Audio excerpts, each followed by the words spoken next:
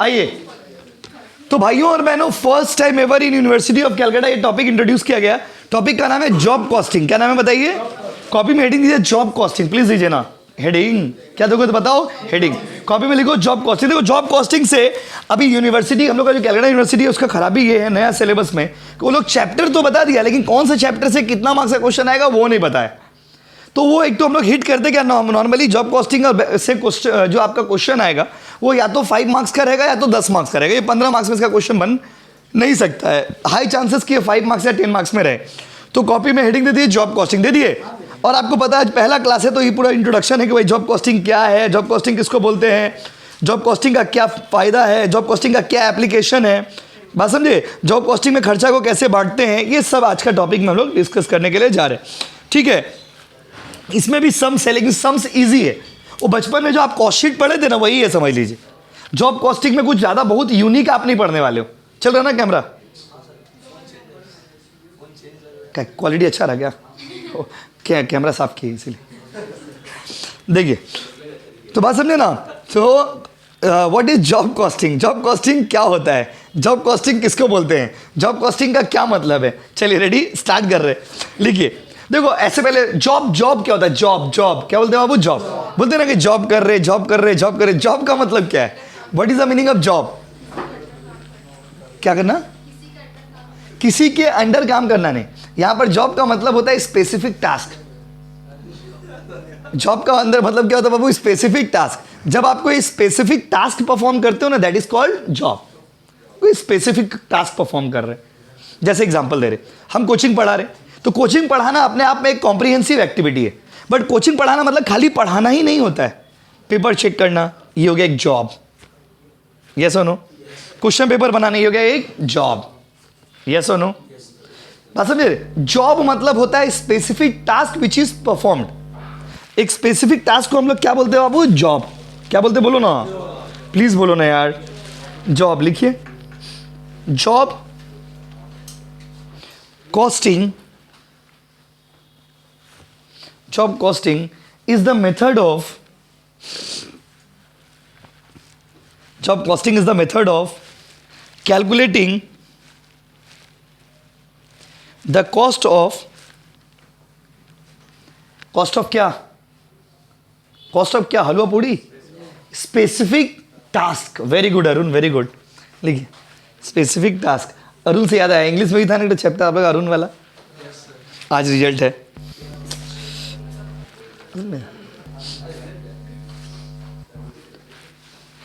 Actually देखो इतना सारा सब्जेक्ट्स है ना, अगर आप ऑल सब्जेक्ट में पास हो जा रहे तो आपके लिए वो अचीवमेंट रहेगा।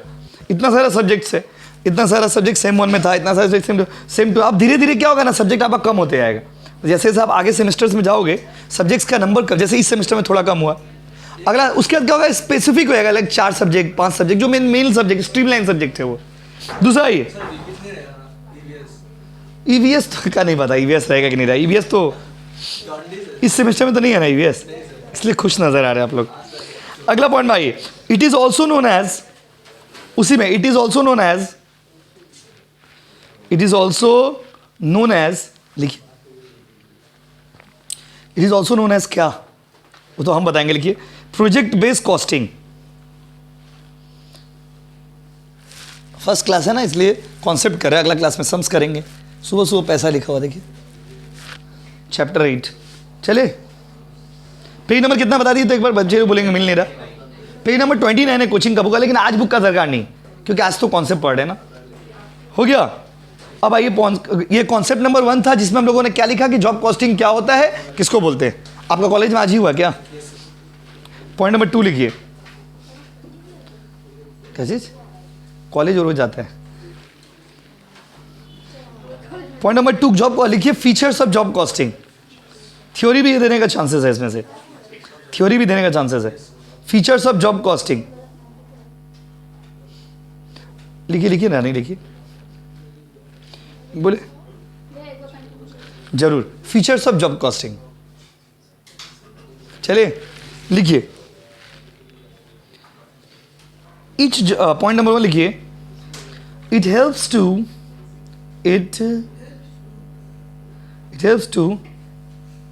identify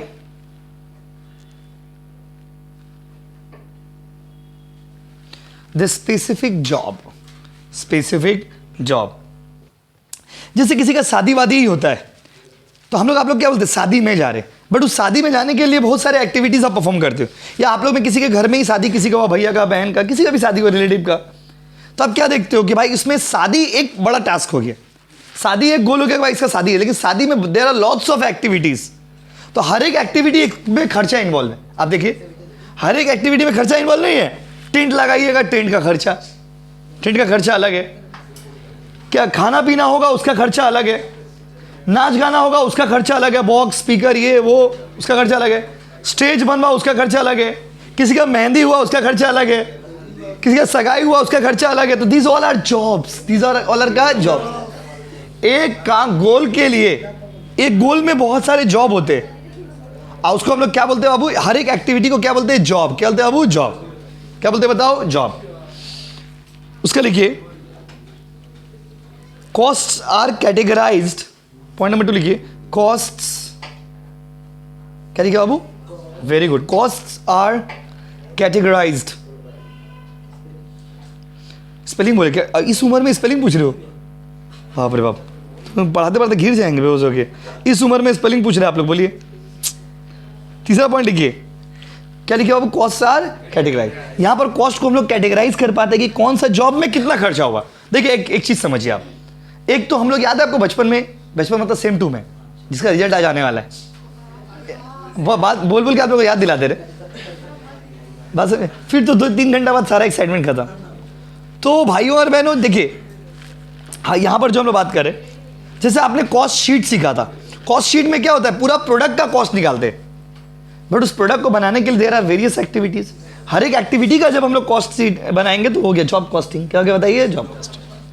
तो जॉब कॉस्टिंग में लोग कैटेगराइज कर पाते हैं कि किस पर्पज में कितना मेरा खर्चा हुआ। कितना पॉइंट हो गया बताइए, तीसरा लिखिए, फीचर्स ही लिखिए, फीचर्स का तीसरा point. Job costing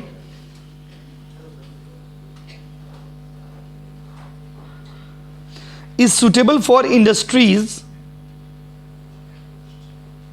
job costing is suitable for industries where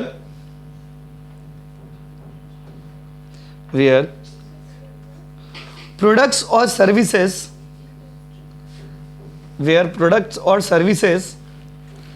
are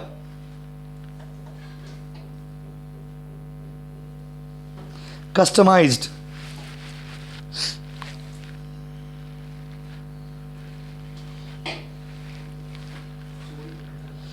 where products and services are customized। कितना पॉइंट हो गया बताइए, पॉइंट नंबर 4 लिखिए,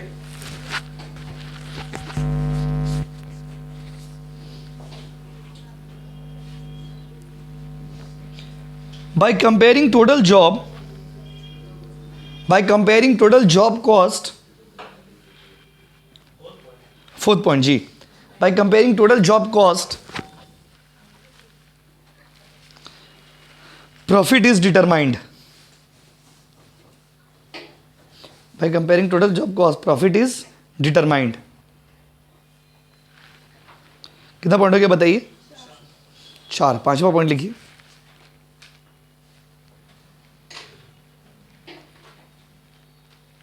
job costing provides detailed record। हो गया, इट प्रोवाइड्स डिटेल रिकॉर्ड। अब देखो हमने ऐसा पॉइंट्स आपको लिखवाया, हो गया ना। अब देखो हमने आपको ऐसा पॉइंट्स लिखवाया ना, जो हम लोग का फीचर्स पूछेगा तो यही लिखोगे, एडवांटेज पूछेगा तो भी यही लिखोगे, ऑब्जेक्टिव पूछेगा तो भी यही लिखोगे। फीचर्स, ऑब्जेक्टिव, एडवांटेज, इंपॉर्टेंस, कुछ भी पूछेगा सिर्फ लिमिटेशन छोड़ के, तो ये वाला लिख सकते हो आप। देखिए बेटा बोले क्या सर आप तो बोले थे लिमिटेशन में भी लिख के आगे, तो इसलिए सावधान रहे और सतर्क रहे। वेरी गुड, आ जाओ। आज तो हम सुबह पी के आए होगा। देखिए इधर क्या बोला है, अगला पॉइंट में आइए, अगला हेडिंग दीजिए एप्लीकेशन, अगला हेडिंग दीजिए एप्लीकेशन ऑफ जॉब कॉस्टिंग। अगला हेडिंग दीजिए, चूल कटवा लिया अमन, वही तो अच्छा लगता, बड़ा बड़ा बाल। लिखिए एप्लीकेशन ऑफ जॉब कॉस्टिंग। क्या एनसीसी का ट्रेनिंग? आर्मी में जा रहे हो क्या? देखिए एप्लीकेशन ऑफ क्या बाबू? Job costing. आपका बड़ा वाला ठीक था। देखिए कहाँ कहाँ जॉब कॉस्टिंग अप्लाई होता है भाई? कौन कौन सा आपसे पूछेगा? 3-4 इंडस्ट्री बताइए जहाँ जॉब कॉस्टिंग अप्लाई होता है। पॉइंट नंबर 1 लिखिए, मैन्युफैक्चरिंग,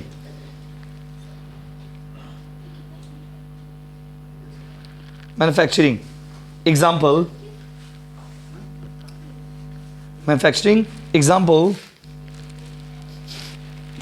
फर्नीचर मैन्युफैक्चरर,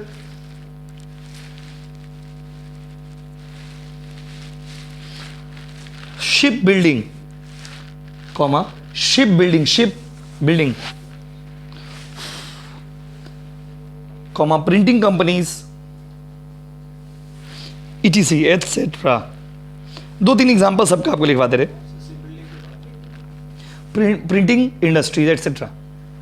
आपसे पूछेगा कि जॉब कॉस्टिंग, ये क्वेश्चन बहुत इंपॉर्टेंट है, पूछेगा जॉब कॉस्टिंग का एप्लीकेशन कहां कहां है? 3-4 तो ऐसा इंडस्ट्री बताओ विथ एग्जांपल जहां पर जॉब कॉस्टिंग अप्लाई होता है। तो पहला क्या लिखवा है बताइए? मैन्युफैक्चरिंग। मैन्युफैक्चरिंग मतलब क्या होता है बताइए? जहां पर कोई सामान बनता है। तो मैन्युफैक्चरिंग इंडस्ट्री का कुछ एग्जांपल जैसे कि फर्नीचर इंडस्ट्री, जैसे फर्नीचर है तो फर्नीचर में क्या होता है ना, जैसे देखो आपको इंटरेस्टिंग बात बताया, सुन के आप बोलोगे वाह क्या बात बताया। देखिए गोल्ड मतलब सोना और फर्नीचर दोनों समझिए एक्सपेंसिव ही होता है। जैसे गोल्ड एक्सपेंसिव है ना, वैसे फर्नीचर भी एक्सपेंसिव प्रोडक्ट होता है।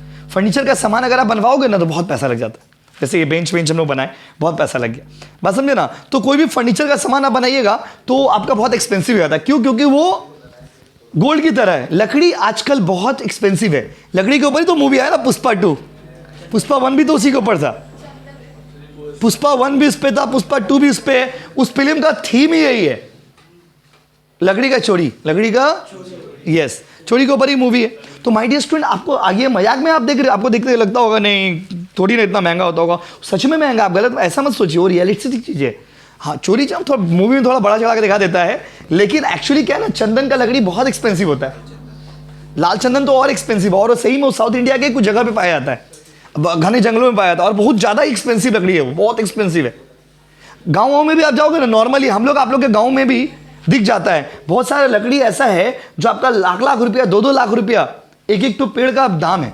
एक तो पेड़ जो है उसका दाम 1-1 लाख रुपया, 2-2 लाख रुपया बिकता है। तो लकड़ी वेरी एक्सपेंसिव। आप जो ये फर्नीचर पे बैठे हो, जो लकड़ी का सामान पे आप बैठे हो, ये सब सस्ता लकड़ी है, ये सब मिक्स लकड़ी है। आप उतना अच्छा प्रोडक्ट पे अभी यूज नहीं कर रहे हो। मतलब चंदन का लकड़ी का जो सामान होता है ना, वेरी एक्सपेंसिव। तो उसमें क्या होता है, पार्ट में प्रोडक्ट, कोई फर्नीचर का सामान बनाइएगा ना तो पार्ट में काम आता है। अब कोई आदमी, मान लीजिए एग्जांपल दे रहे, जैसे कोई आदमी बोला कि ये कोचिंग में सारा फर्नीचर तुमको बनाना है।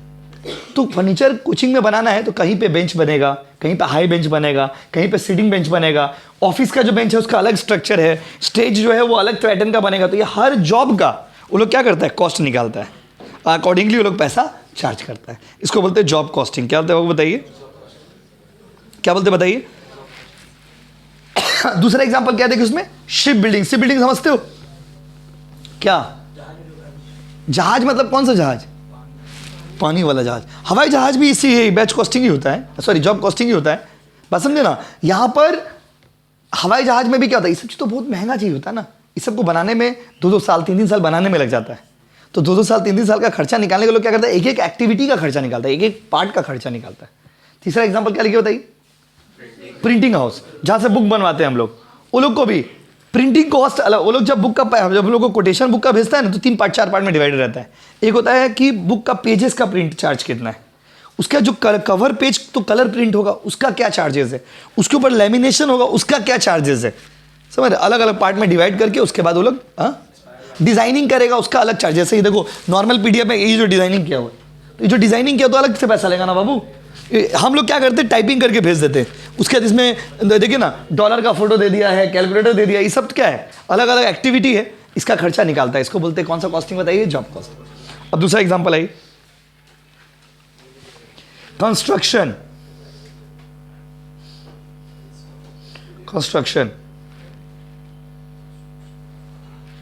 कंस्ट्रक्शन इंडस्ट्री में कहां कहां होता है भाई, देखिए कंस्ट्रक्शन इंडस्ट्री अपने आप में एग्जाम्पल ही है। तो इसका क्या एग्जाम्पल होगा, घर बनाना, ये बनाना, कोई भी चीज़ बनाना, ब्रिज बनाना।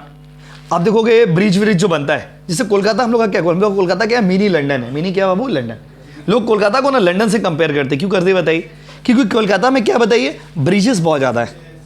यस और नो गाइस? और लंदन में भी ब्रिजेस बहुत ज़्यादा है। तो कोलकाता में है मतलब आप लंदन में है, लंदन में मतलब आप कोलकाता में, ऐसा हम लोग को लगता है। बात समझे ना? तो यहाँ पर क्या है, आप देखोगे कोई ब्रिज बन रहा, तो ब्रिज बन रहा तो बन ही रहा, 5-5 साल, 10-10 साल, 15-15 साल से ब्रिज बना, 20-20 साल से ब्रिज बना।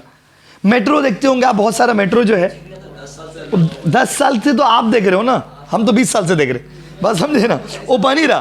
कंस्ट्रक्शन में काम अभी बनते ही रहेगा, क्योंकि कंस्ट्रक्शन में टाइम लगता है। बात समझिए, कोई भी चीज़ कंस्ट्रक्शन का काम होता है ना, उसमें टाइम लगता है।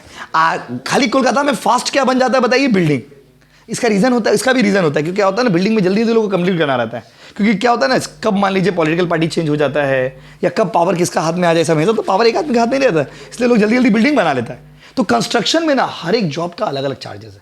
कंस्ट्रक्शन देखो, जो भी चीज़ लंबा प्रोसेस होगा ना, उसमें जॉब कॉस्टिंग आपको करना ही पड़ेगा। सिंपल लॉजिक, क्योंकि लॉन्ग ड्यूरेशन है, बनाने में टाइम लगेगा, लेकिन लेबर तो अपना पैसा लगेगा, लेबर का खर्चा अलग, माल मटेरियल का खर्चा अलग, इंजीनियर का डिजाइनिंग कॉस्ट अलग। तो इसको बोलते हैं जॉब कॉस्टिंग। कौन सा कॉस्टिंग बताइए? Job costing. अगला लिखिए, service industry. Service industry, service industry में भी कभी कभी यूज होता है जॉब कॉस्टिंग। सर्विस इंडस्ट्री में के लिए देखो, जैसे आप लोग उस दिन पढ़ाए थे ट्रांसपोर्टेशन, तो उस सब के लिए कौन सा कॉस्टिंग पढ़ाए थे? Operating costing. सर्विस इंडस्ट्री में भी कुछ कुछ जगह ऐसा है जहां पर ये जॉब कॉस्टिंग होता है। जैसे कि लिखिए एग्जांपल लिखिए, law firm, LAW, law, FIRM firm, law firm, comma, software companies, software companies. उसका देखिए, event planning companies etcetera,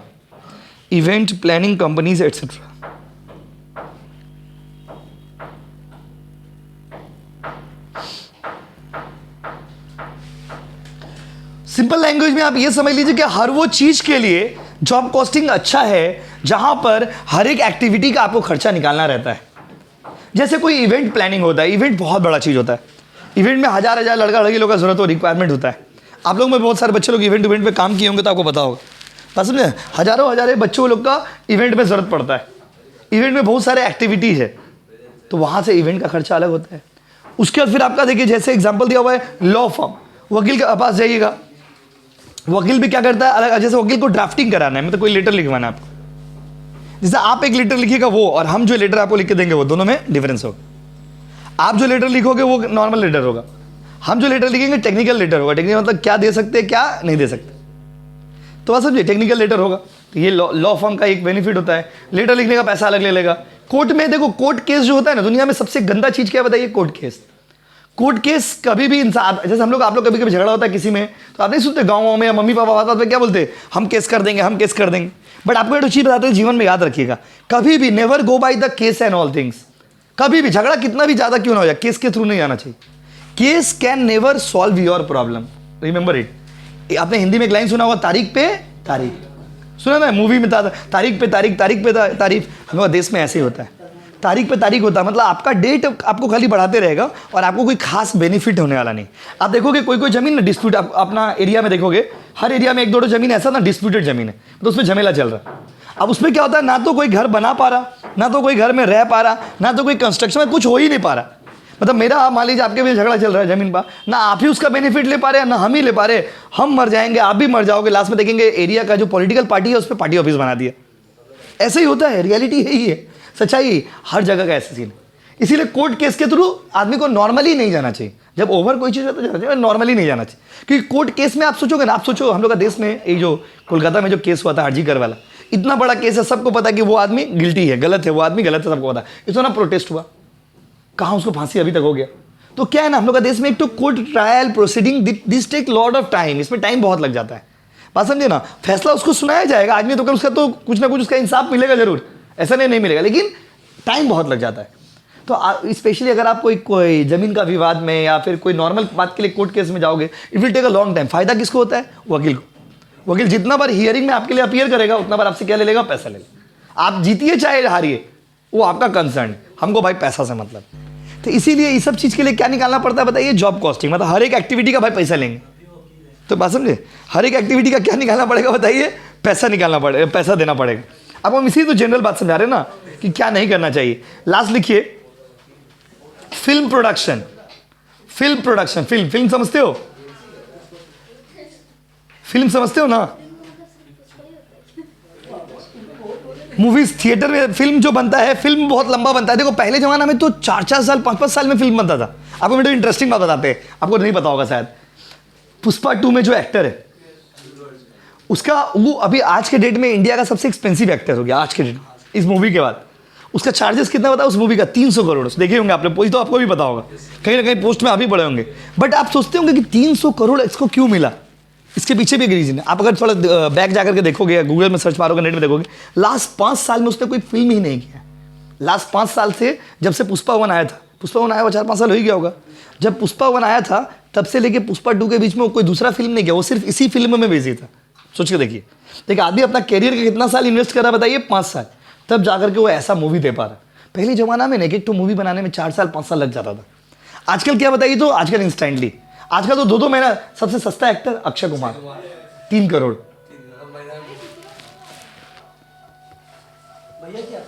3 crore रुपया अक्षय कुमार का चार्जेस है। अक्षय कुमार 3-3 महीना 4-4 महीना में एक तो मूवी बना के दे देता है।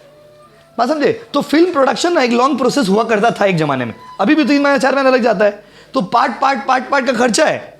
एक तो गाना शूट करने में लाखों रुपया, करोड़ों रुपया खर्चा हो जाता है, एक गाना के लिए सिर्फ खर्चा हो जाता है। तो वो लोगों को क्या करना पड़ता है? Job costing. क्या करना पड़ता है बताइए? Job costing. बस एक तो लास्ट लिखिए, custom clothing design.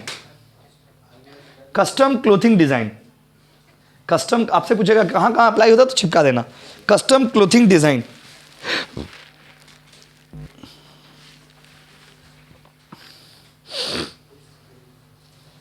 Custom clothing design हो गया। कोई कपड़ा अगर आप स्पेशली बनवाइएगा, कस्टम क्लोथिंग डिजाइन। अगर आप कोई ड्रेस स्पेशली ऑर्डर देके बनवाइएगा तो उस केस में भैया अलग अलग खर्चा का अलग अलग कॉस्ट होता है, अलग अलग एक्टिविटी का। अब लिखिए जॉब कॉस्ट शीट। अब हेडिंग दीजिए job cost sheet. Sorry, job costing मत लिखिए, ये तो नाम से पता चला, इसका मीनिंग लेना दरकार नहीं। लास्ट लिखिए how would you attribute, very important question for exam, how would you attribute overhead cost to the job? Attribute overhead cost to the job.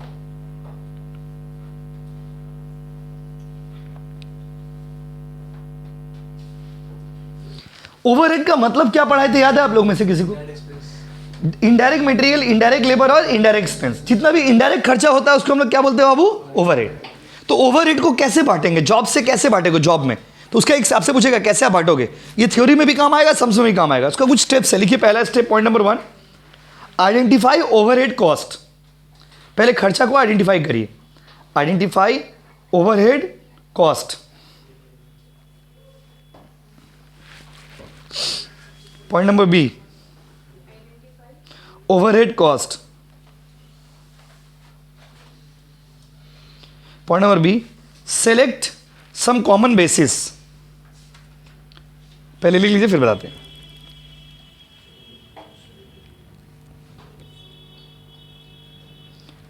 Calculate overhead rate. Step 4, apply overhead to the job. Apply overhead to the job. और last लिखिए review and adjust. Review and adjust the overhead. देखिए ध्यान से सुनिएगा वो। अब 1-2 class sums करेंगे, chapter खत्म हो जाएगा। मतलब एक ज्यादा बड़ा टॉपिक नहीं है। देखो हमने इसमें क्या क्या लिखवाया, ध्यान से सुनिए। एक्चुअली एक तरह से सम्स में काम आता है। जैसे कोई भी खर्चा को कोई भी जॉब में कैसे बांटोगे, मतलब ओवरहेड को जॉब में कैसे बांटोगे, तो देखो कैसे बांटोगे। सबसे पहले आप क्या करोगे, इधर देखो, यहीं पे लिख देते हैं। सबसे पहले हम लोग क्या करेंगे, देखेंगे खर्चा क्या है। सबसे पहले ओवरहेड देखेंगे, ओवरहेड मतलब खर्चा क्या है। खर्चा देखने के बाद क्या करेंगे बताइए, कोई बेसिस ले लेंगे, जैसे direct labour hours, machine hours, कोई कॉमन बेसिस जो क्वेश्चन में दिया रहेगा वो ले लेंगे। सपोज मान लीजिए क्वेश्चन में दिया हुआ लेबर आवर्स, जस्ट एग्जांपल। तीसरा स्टेप क्या बताइए, ओवरहेड रेट कैसे निकालते बताइए, total overhead divided by labour hours. मतलब अगर लेबर आवर्स लेते हैं तो, मशीन आवर्स लेते हैं तो डिवाइडेड बाय मशीन आवर। तो इससे क्या होगा, ओवरहेड रेट आ जाएगा ना जी। उसके बाद ओवरहेड रेट को जॉब में अप्लाई कर देंगे। सपोज 5 घंटा मशीन चल, 5 घंटा लेबर काम किया और 1 घंटा का रेट आया 10 रुपया, तो उस खर्चा कितना हो गया, 50 रुपये। तो कोई नया चीज तो नहीं सीखा आपको, तो पहले से ही पता, हम लोग पहले भी चैप्टर्स में कर चुके हैं, बस उसको लिख दिए। थ्योरी में पूछेगा how would U allocate overhead in the job costing, तो ये स्टेप्स होगा। थ्योरी है, याद रखिएगा। जॉब कॉस्टिंग में ओवरहेड को कैसे बांटिएगा, थ्योरी है। ये सब पहले भी किए, पहले खर्चे जानते हैं, फिर कोई कॉमन बेसिस ले लेंगे, फिर उसको ओवरहेड रेट निकाल लेंगे, overhead divided by labour hours, overhead divided by machine hours, एक रेट निकलेगा, उस रेट को जॉब में अप्लाई कर देंगे। अरे बाबा, अभी तो कुछ दिन पहले एबीसी कॉस्टिंग में नहीं किए थे, ट्रेडिशनल कॉस्टिंग में वही करना है। इसी को बोलते हैं हम लोग जॉब कॉस्टिंग। क्या बोलते हैं बाबू, जॉब। बस थ्योरी में पूछता है ना तो आदमी आंसर लिख नहीं पाता है। पूछेगा हाउ वुड यू, जैसे हमने लिखवाया, allocate overhead in the job costing. तो ये प्यारा सा थ्योरी पूरा कंप्लीट हो गया। अब अगला दिन इसका क्या कर देंगे आपको, सम्स। 1 से 2 क्लास होगा, चैप्टर कंप्लीट हो जाएगा। Thank you so much and all the best.